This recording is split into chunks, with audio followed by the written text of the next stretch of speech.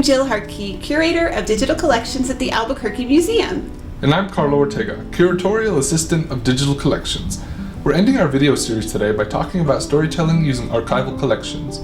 History is a living thing, so there are many stories for you to discover through the use of primary and secondary sources, which are available through museums and archives all over the world. Using your visual literacy skills alongside your researching skills, you can uncover these stories and help make history come alive for more people.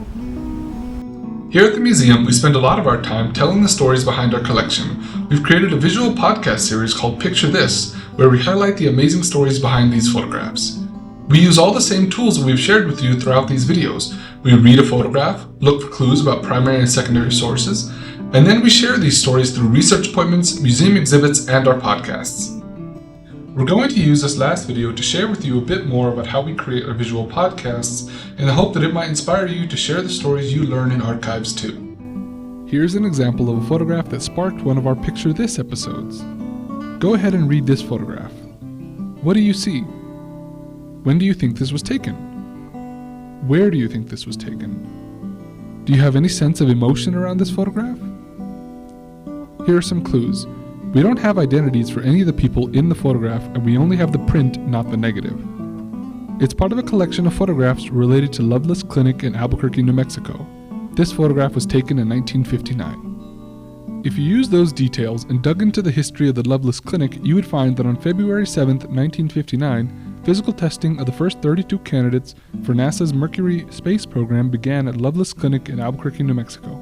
Dr. William Randolph Lovelace II, the man who administered the test at this clinic, was an aviator himself who had been in the military and worked alongside NASA studying the questions around human survival in space.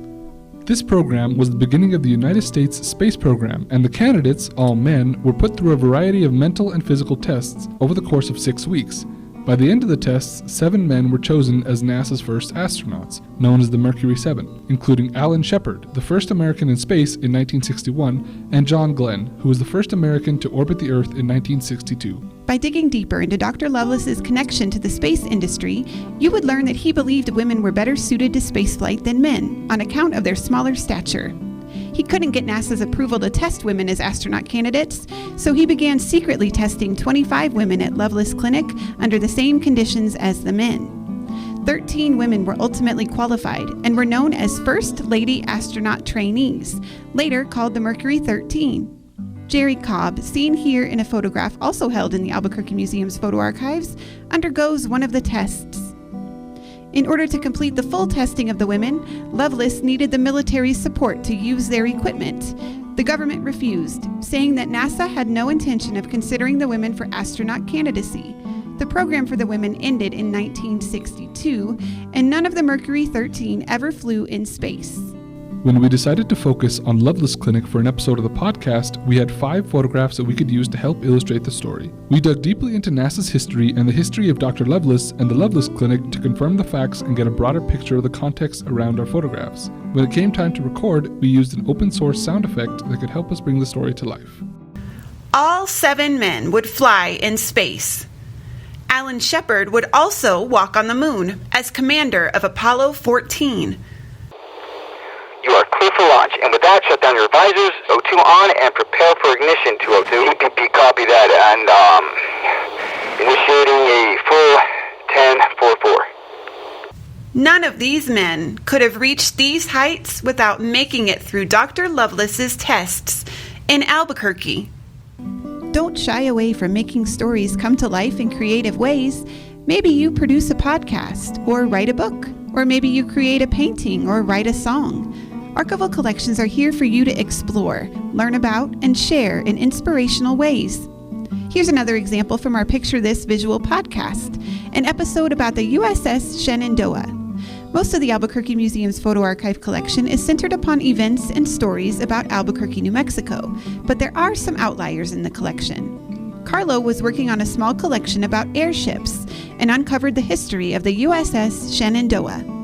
The USS Shenandoah was the United States' first naval rigid airship.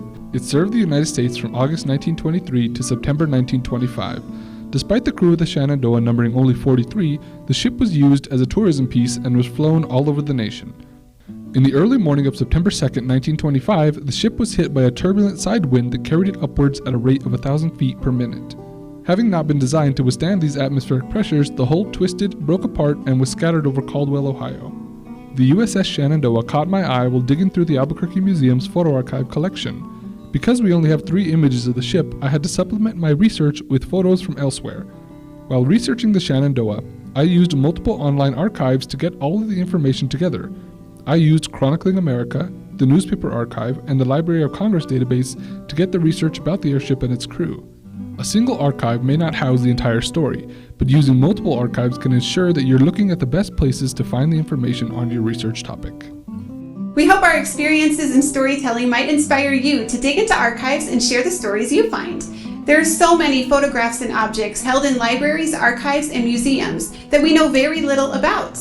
The majority of portraits held in collections in the United States, for instance, are unidentified, and their subject stories remain a mystery. We look forward to learning more about the world through your eyes and the stories that you discover and share.